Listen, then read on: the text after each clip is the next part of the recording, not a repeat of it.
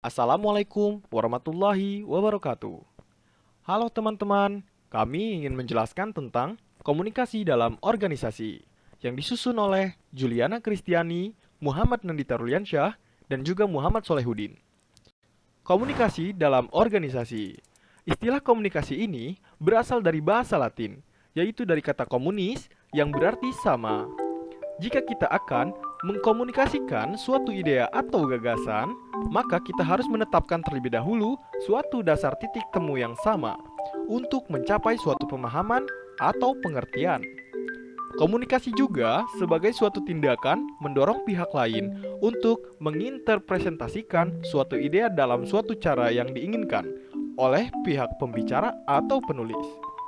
Komunikasi organisasi pada umumnya membahas tentang struktur dan fungsi organisasi, hubungan antar manusia, komunikasi, dan proses pengorganisasian, serta budaya organisasi.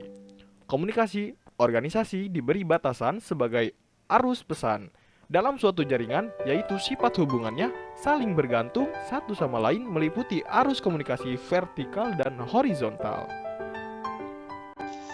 Fungsi komunikasi dalam organisasi.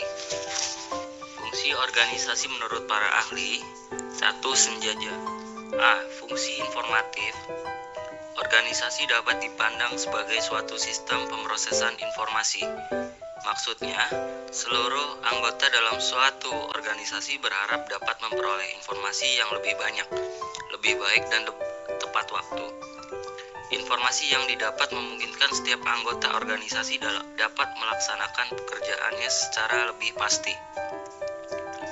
Orang-orang dalam tataran organisasi ataupun guna mengatasi konflik yang terjadi di dalam organisasi.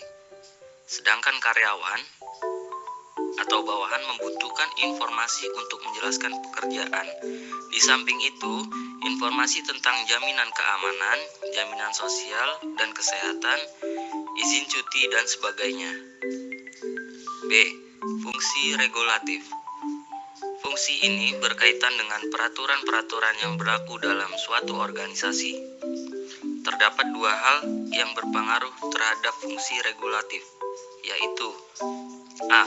Berkaitan dengan orang-orang yang berada dalam tataran manajemen, yaitu mereka yang memiliki kewenangan untuk mengendalikan semua informasi yang disampaikan. Juga memberi perintah atau instruksi supaya perintah-perintahnya dilaksanakan sebagaimana semestinya. B. Berkaitan dengan pesan. Pesan-pesan regulatif pada dasarnya berorientasi pada kerja. Artinya, bawahan membutuhkan kepastian peraturan tentang pekerjaan yang boleh dan tidak boleh untuk dilaksanakan. C. Fungsi persuasif. Dalam mengatur suatu organisasi, kekuasaan dan kewenangan tidak akan selalu membawa hasil sesuai dengan yang diharapkan. Adanya kenyataan ini, maka banyak pimpinan yang lebih suka untuk mempersuasi bawahannya daripada memberi perintah. Sebab pekerjaan yang dilakukan secara sukarela oleh karyawan akan menghasilkan kepedulian yang lebih besar dibanding kalau pimpinan sering memperlihatkan kekuasaan dan kewenangannya. Sukarela oleh karyawan akan menghasilkan kepedulian yang lebih besar dibanding kalau pimpinan sering memperlihatkan kekuasaan dan kewenangannya. D. Fungsi integratif. Setiap organisasi berusaha untuk menyediakan saluran yang memungkinkan karyawan dapat melaksanakan tugas dan pekerjaan dengan A. Saluran komunikasi formal seperti penerbitan khusus dalam organisasi tersebut dan laporan kemajuan organisasi. B. Saluran komunikasi informasi seperti perbincangan antar pribadi selama masa istirahat kerja, pertandingan olahraga, ataupun kegiatan dharma wisata. Peran komunikasi dalam organisasi. Komunikasi dalam suatu organisasi sangat penting agar tidak terjadinya salah penyampaian informasi antar anggota dalam suatu organisasi dan tercapainya tujuan tertentu. Sebuah interaksi yang bertujuan untuk menyatukan dan mensinkronisasikan seluruh aspek untuk kepentingan bersama sangat dibutuhkan dalam sebuah tujuan berorganisasi. Dengan kata lain, tanpa adanya sebuah interaksi yang baik, niscaya sebuah organisasi tidak akan mencapai tujuannya. Interaksi di sini adalah mutlak meliputi seluruh anggota berorganisasi yang dapat berupa penyampaian informasi, instruksi tugas kerja, atau mungkin pembagian tugas kerja. Interaksi sebenarnya adalah proses hubungan informasi dan orang lain yang berperan sebagai penerima informasi. Intinya, korelasinya harus melibatkan dan terfokus kepada orang-orang itu sendiri dalam suatu organisasi. Dengan kata lain, dapat disimpulkan, komunikasi dapat dibilang juga sebagai proses penyampaian informasi yang berguna untuk mengkoordinasikan lingkungan dan orang lain demi mencapai suatu tujuan. Sebuah bentuk organisasi pasti mengedepankan sebuah komunikasi agar tercipta hasil yang selaras. Biasanya proses komunikasi dalam suatu organisasi meliputi atasan dan bawahan dengan penyampaian yang terarah dari atasan ke bawahannya yang semata-mata semua berorientasikan berdasarkan organisasi.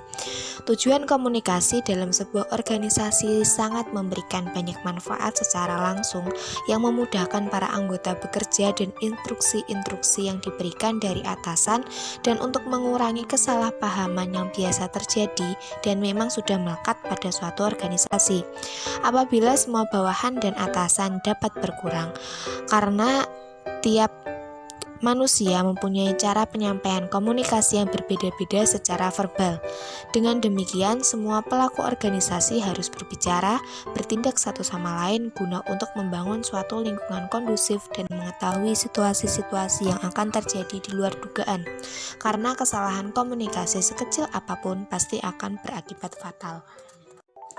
Pada kasus Umasri Hotel Badung, komunikasi yang terjadi paling sering mengalami hambatan dalam bentuk jaringan komunikasi ke atas atau upward communication yang terjadi karena bawahan merasa bahwa atasan jarang melakukan komunikasi sehingga bawahan merasa kurang dapat mempercayai atasan. Ternyata hal ini sering berdampak terhadap terganggunya operasional pekerjaan. Namun, sebenarnya hal ini masih dapat diatasi dengan cara atasan dapat mencari sumber lain atau dengan meningkatkan hubungan dengan bawahan.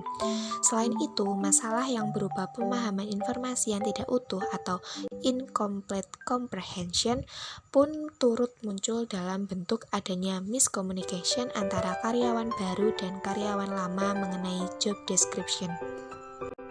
Hal ini dapat ditanggulangi dengan cara menetapkan tujuan komunikasi secara jelas. Analisis situasi yang terjadi lebih menggunakan bahasa yang sederhana dan mudah dimengerti, menggunakan penanggulangan pada hal-hal yang penting, memanfaatkan feedback, dan melatih keterampilan mendengarkan. Namun ternyata permasalahan mengenai komunikasi ke bawah yang tidak memadai pun muncul dengan kasus seringnya timbul konflik akibat miscommunication mengenai schedule. Hal ini mungkin dikarenakan atasan kurang menyadari informasi mana yang penting bagi bawahan. Penanggulangan masalah ini dapat dilakukan dengan menggunakan media yang tepat dan melatih peningkatan kepekaan atasan atau sensitivity training. Adapun referensi dari berbagai sumber sebagai berikut.